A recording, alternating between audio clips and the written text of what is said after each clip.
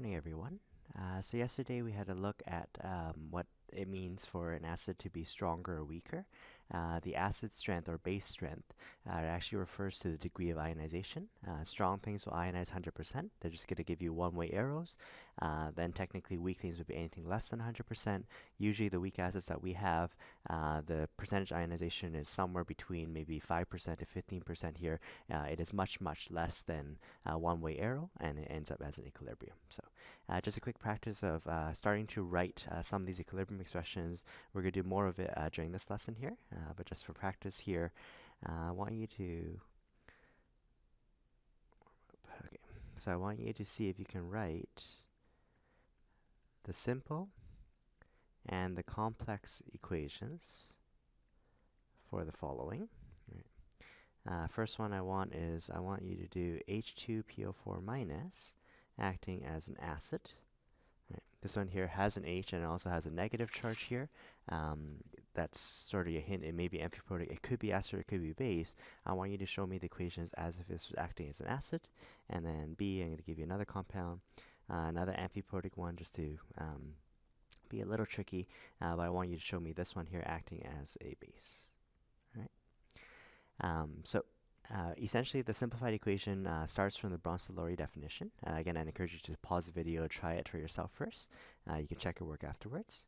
Remember the Bronsted-Lowry definition here. A Bronsted-Lowry acid is a proton donor. It basically donates a H plus to something else. The simplified equation essentially just says, all right, so H2PO4 minus is supposed to get rid of a proton. This one here we're going to see is a weak acid, so this one is going to be an equilibrium arrow. The simplified equation says, all right, I'm going to lose the H plus. I'm going to go down by an H, go down by a charge. What's left with then is HPO4 minus 2, right? That one there just demonstrates the Bronsted-Lowry nature. It's the reactant here that's the acid. In some sense here, that's a little bit too simplified because essentially what I've done here is I've tossed in my compound H2PO4 minus. Obviously, we need to have some counterbalancing negative ion. Essentially what I've said is upon hitting water, it dissociates into the H plus and the HPO4 minus 2. It's a little misleading in the sense that we know an H plus is synonymous with the proton. This one here is actually a very, very dense positive charge. It's also something that has a really, really tiny radius. So going from the simplified equation, we're going to do more of this in today's lesson as well. What we want to do is we want to write out the complex equation. What does H plus actually look like in water? So for the acid side, it's sort of like you're adding water to both sides here. I'm going to show you what we get for the complex equation then. We have H2PO4 minus in the presence of water. That's the only other chemical in solution. We're still a weak acid, so still in equilibrium. H plus and H2O, water basically acts as a ligand, or we saw in a couple of days ago, it's called a Lewis base. This one here is now referred to as a H3O plus, and then we have HPO4 minus 2. So essentially what I'm saying here is the simplified equation alludes to this guy here as an acid. It's going to ionize, it's going to break off the H plus in solution. While that H plus is going to complex together with water, essentially what happens is the H2PO4 minus, this one here is currently holding a football, and this football here gets passed over to the water.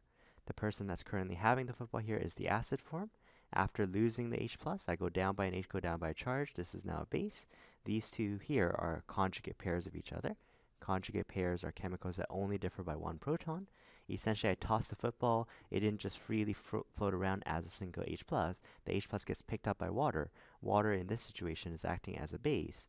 It goes up by an H, goes up by a charge, and therefore the hydronium is the acidified form. Again, that too becomes a conjugate pair. So for a Bronsted-Lowry equilibrium, essentially we have a one proton transfer. One of them currently has the football and the football gets tossed over. We always have two conjugate pairs, one acid and one base on either side. You have to have one guy willing to donate, one guy willing to accept. They can't both be acids. They can't both donate a proton. They can't both be bases. They're just going to sit around waiting for someone to toss them a football. In this case here, one has to be the donor, one has to be the acceptor. Let's do a similar thing here. In this case here, we have this hydrogen oxalate chemical, also amphiprotic. This one here could also be an acid. It could also donate a proton, but I want you to demonstrate this one here as acting as a base. So let's start off here. We're going to have HC2O4 minus. At the heart of it, a Bronsted-Lowry base is one that receives a proton. So what it's going to do, the simplified equation, it's just going to pick up an H plus.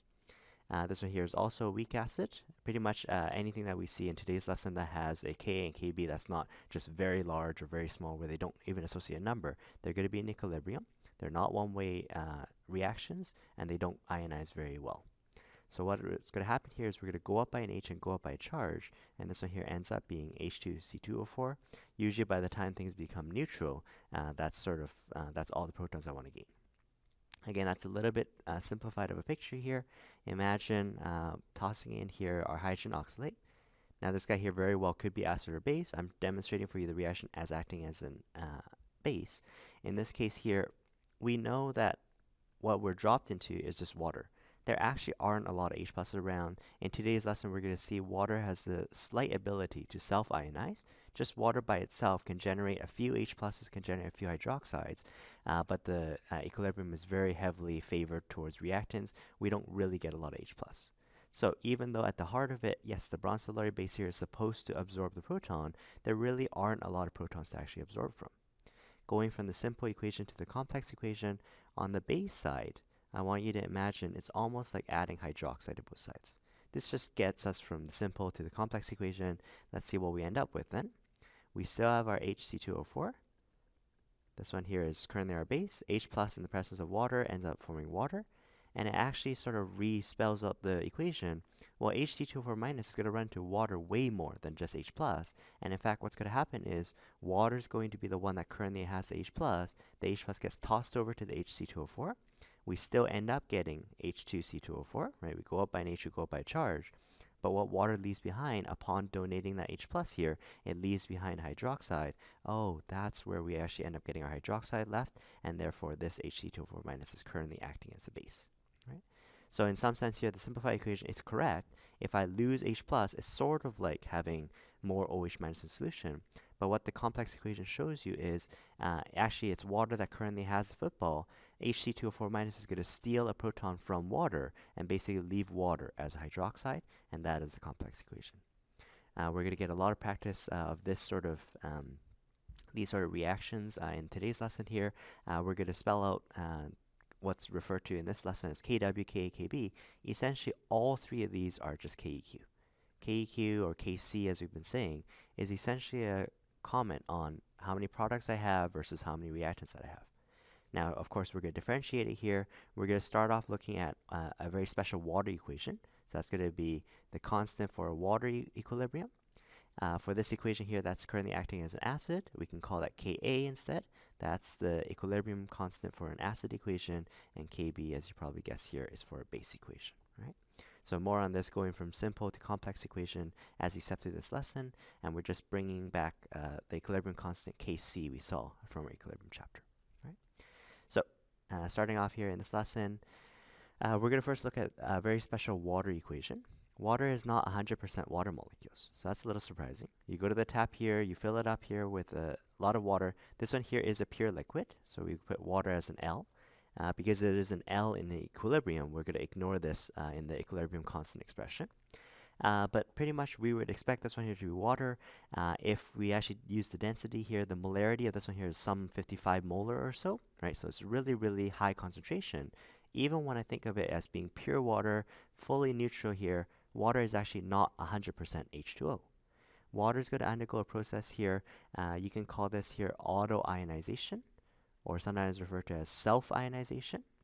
Basically, just water, if you just leave it to itself, it can, to a very, very slight extent, be an acid, it can be a base. So let's just look at this here. So we have a water molecule here. It's going to be in equilibrium. It's going to be a weak acid. The acid is on the left side. A Bronsted-Lowry acid is supposed to donate a proton. It's just that when I donate a proton, when I leave behind the H+, the water remnant, it actually leaves behind hydroxide. So water has this auto-ionizing ability here. Even though I went to the tap and just grabbed a bunch of H2O molecules here, water has a really, really slight ability to end up forming H+ and OH-. This just naturally occurs. This one again is the simplified equation. This one just says, oh, Bronsted-Lowry acid, it donates a proton. Before we're ready to write the Kw, or the Kc for this equilibrium expression, we want to go to the complex. Again, for the acid side, it's like adding water to both sides. If I added water to this side, well, I just have two waters. I add water to this side here, and H plus with water ends up becoming a hydronium, right? So let's just try doing our Kc as we would normally do. Right? Kc is going to be concentration of products over reactants here. Concentration of products is either H plus times OH minus or hydronium times OH minus. Remember, H plus and H3O plus are synonymous, right? Because water here is a pure liquid, we end up ignoring. We ignore water as a pure liquid. It's the only L in the entire equation. It's like the density as a constant composition. I end up basically dividing by 1. So without any other acids present or bases present here, water, which is assumed as the background solvent, has a really slight ability to always self-ionize. By itself, it's going to recreate some H plus and OH minus. Because this is related to a water equation, I'm just going to call this a different name. The Kc is now going to be called Kw. So Kw could be H plus times OH minus. That is perfectly fine as an expression. Just getting you familiar with different ways of writing it here. So Kw is the equilibrium constant for this exact equation. If you have it in the simple form, it can be H plus times OH minus. In the form that we have it currently, it's H3O plus and OH minus. Throughout this chapter, we're going to, H plus is basically H3O plus. These ones here are synonymous with each other. It's just a synonymous. This one here is just, one is for the simplified equation and one is for the complex equation. And they've actually gone and actually calculated the equilibrium constant. On our data booklet, we actually have the Kw numbers listed. The one that I want you to memorize here is this number is currently 1.0 times 10 to the negative 14 if we are at a temperature of 25 degrees.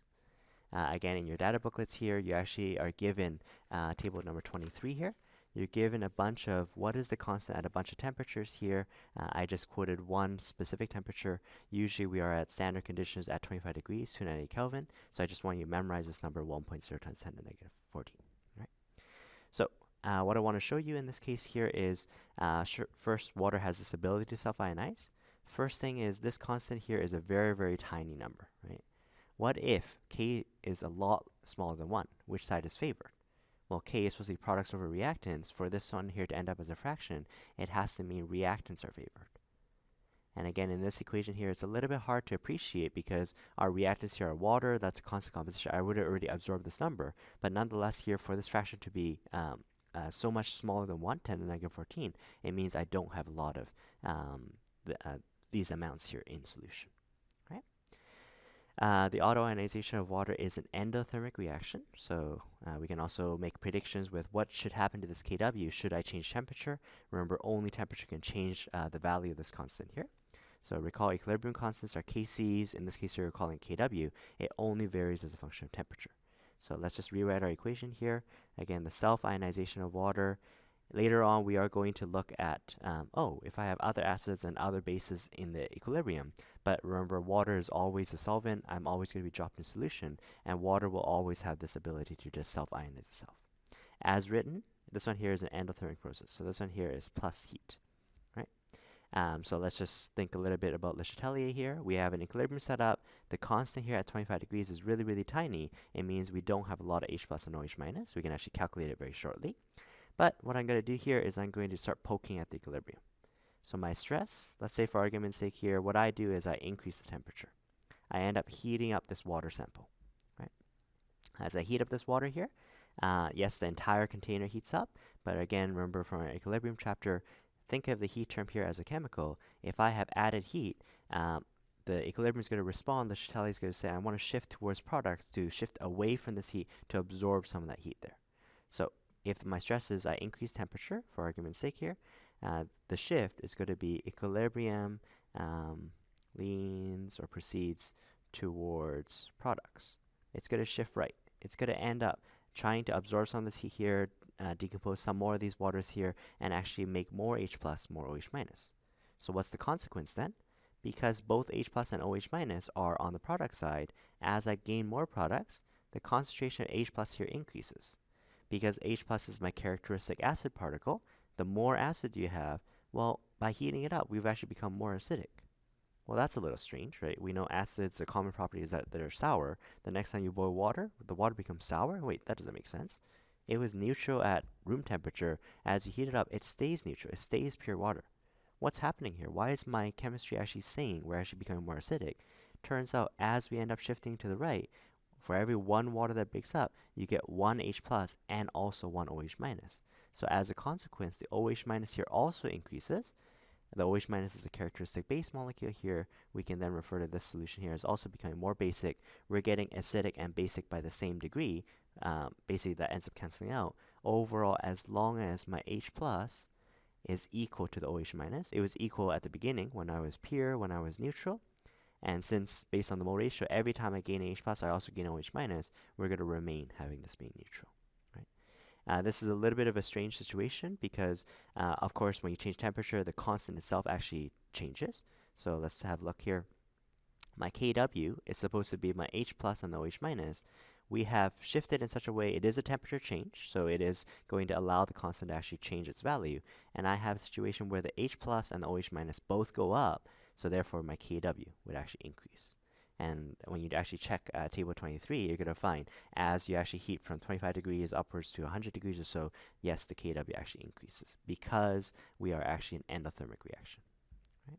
So whenever we're dealing with temperature change here, the Kw might change just based on, let's just tell you what we predict. So in most of these questions here, we're going to assume we're 25 degrees. That's why I ask you just memorize 1 times 10 to the negative 14. That's a experimentally derived number here. So let's figure out, okay, so we're pure water. Let's assume that we're back at 25 degrees just for argument's sake here. Let's see if we can actually calculate how much hydronium and how much H plus is actually in solution. So they're using the complex form here, no problem. We had wrote this out earlier.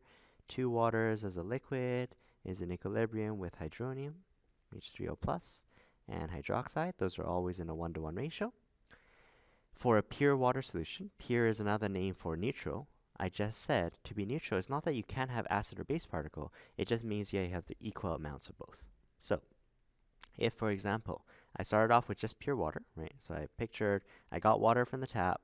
It should be all these H2O molecules. Water has this ability to self-ionize. There are a couple of these very lucky waters that ends up forming H3O plus and OH minus and a 1-to-1 ratio. We're going to have an X amount of H3O plus and an X amount of OH minus.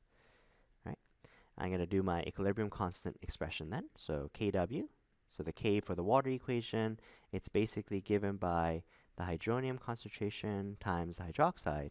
In this case, because we're at 25 degrees, I know the constant, 1 times 10 to the negative 14, or you can look at table 23 for whatever temperature that you're at. This is going to equal to X times X. What is the X? Right? So essentially what I want is I want to take the square root of 10 to the negative 14. Your calculator will probably just spit out 10 to the negative 7.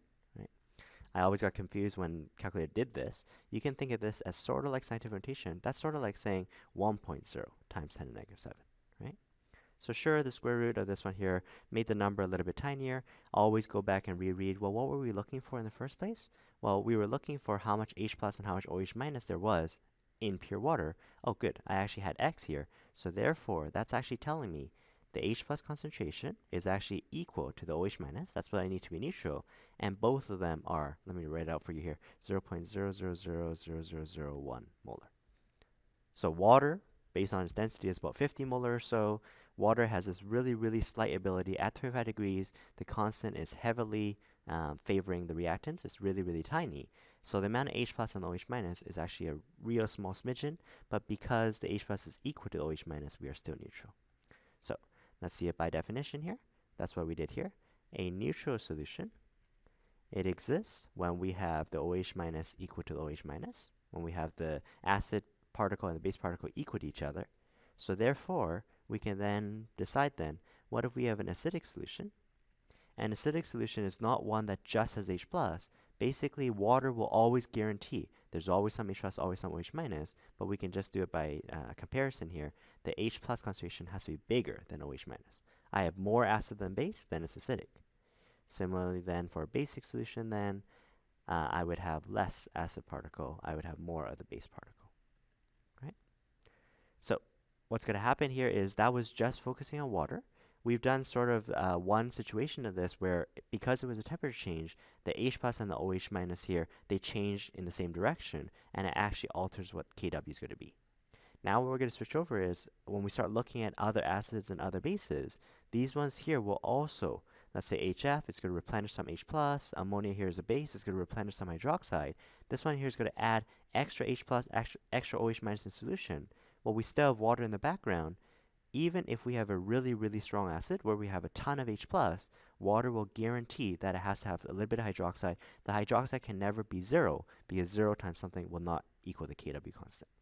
So even in a really, really acidic solution, yes, we're going to have more acid particle than the base particle. Water will self-ionize to a really, really slight degree, numbers really tiny like this, to make sure that these two things here can actually multiply to still give the same constant. So let's just have a look at some of these expressions here. Let's look at an acid now. So switching over not just from water, the acid involved. If we know the thing is an acid, so this one here is HF, it's neutral, so I wouldn't expect it to pick up a proton here. As an acid, we're going to call the constant Ka, like I mentioned earlier. This is now called the acid ionization, or you can call it the acid dissociation constant. Essentially, it is a Kc. Essentially, it is this products over reactants. It just tells me how many products I have at equilibrium. Right? Notice that they've already written these equations here in the complex form. If you ever see something written in the simplified form, the first thing you have to do is write it in the complex. Now that we have it in the complex form here, we're told that this is equilibrium, so we know that this is currently a weak acid, and therefore we can do Ka. So Ka is supposed to be products over reactants here. My products this time is my fluoride times hydronium, divided by the HF is also aqueous, so I include that. Because water, again, is the only liquid in the entire equation, I can ignore this one here in my expression. So again, my Ka is a products over reactants, but now specifically for the acid equation. In a similar fashion here, Kb, you probably guessed it, Kb is called the base ionization constant or dissociation constant. Right, the B does stand for base, so if you know the thing is going to absorb a proton, how come ammonia was a base? In this case here, it's actually a weak base. Even though it didn't have a hydroxide to begin with, water is actually going to donate the H+ over to ammonia. Ammonia is going to go up by an H, go up by a charge, so this is going to become ammonium, and it's actually the water that ends up leaving behind hydroxide. I have, again, this one here written in the complex expression here, so I can write Kb is, in this case, my ammonium multiplied by hydroxide divided by my NH3, and again, water is a pure liquid, so I can ignore that one there. Okay.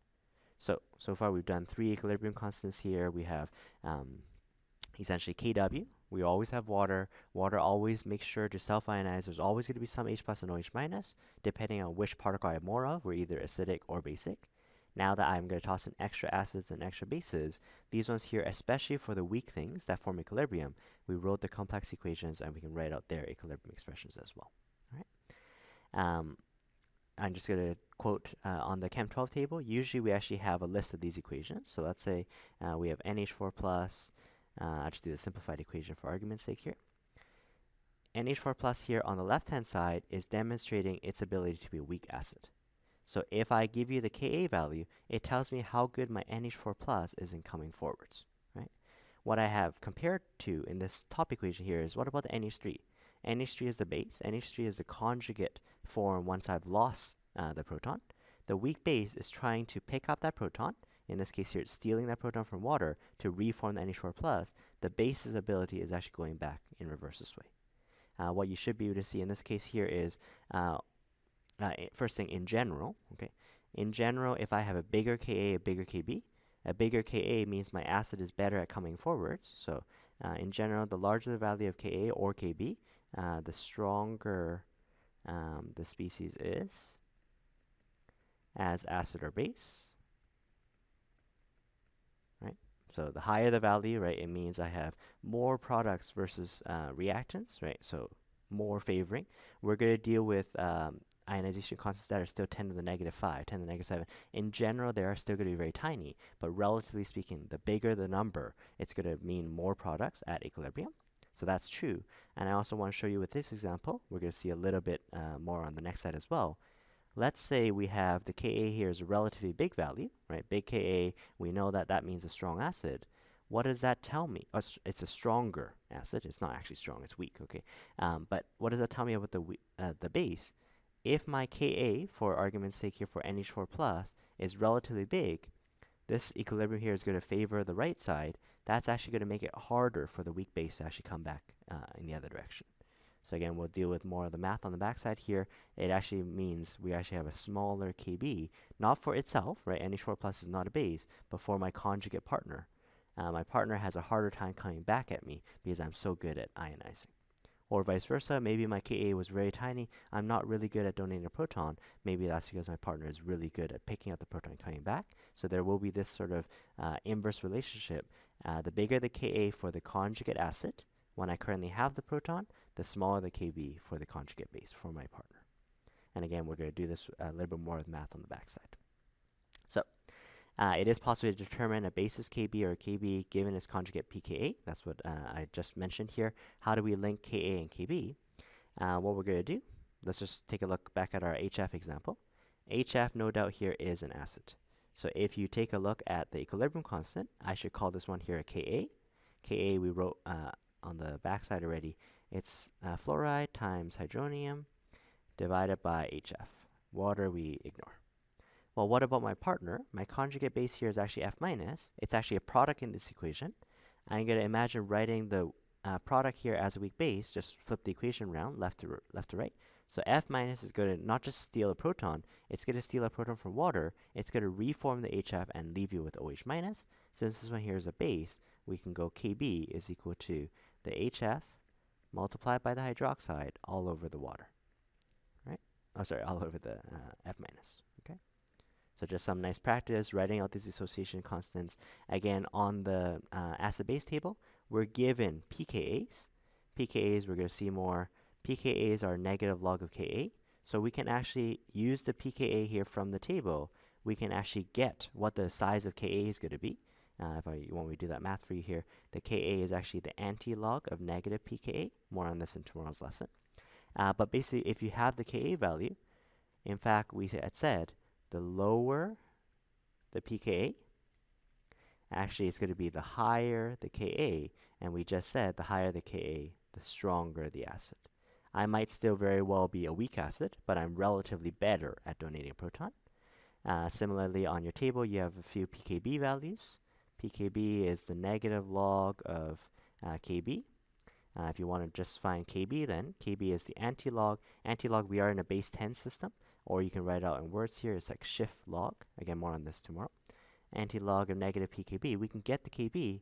Again, the lower the pKb value, the higher the base constant. And since the base constant is telling me a products over reactant ratio, the higher the base constant, it's actually a stronger base. Right? Still may overall be weak, it still may be in equilibrium, but relatively it's better at picking up that proton. Now what we're going to do is some jiggery-pokery. So what I'm going to do is I'm going to randomly come along. What if I took Ka of my HF, and what if I multiplied it by Kb of my fluoride? Right? So basically it's taking these expressions that we just derived here, F minus times H3O plus all over HF, multiply it by HF times hydroxide, times it by F minus. What's nice about this expression here is because we're basically dealing with the same weak acid and weak base, it's just a matter of which one I'm starting with, there's a lot of terms in common. The F minus cancels F minus, the HF cancels HF. Oh, I'm actually left with, in this situation, after I do this multiplication, this just ends up as hydronium multiplied by OH minus. Have we seen that before? Well, we just saw it earlier. Water has the ability to self-ionize. This one here is actually just equal to Kw. Right? So we've derived a very valuable formula here. The Kw is actually given by the Ka. I'm going to emphasize here it's for the conjugate acid times the Kb for the conjugate base. So a lot of people memorize this equation, no problem, right? Yeah, Kw is Ka times Kb, but be careful, we are dealing with conjugates of each other. Especially if I have something that's amphiprotic, and amphiprotic chemical would have its own Ka and Kb.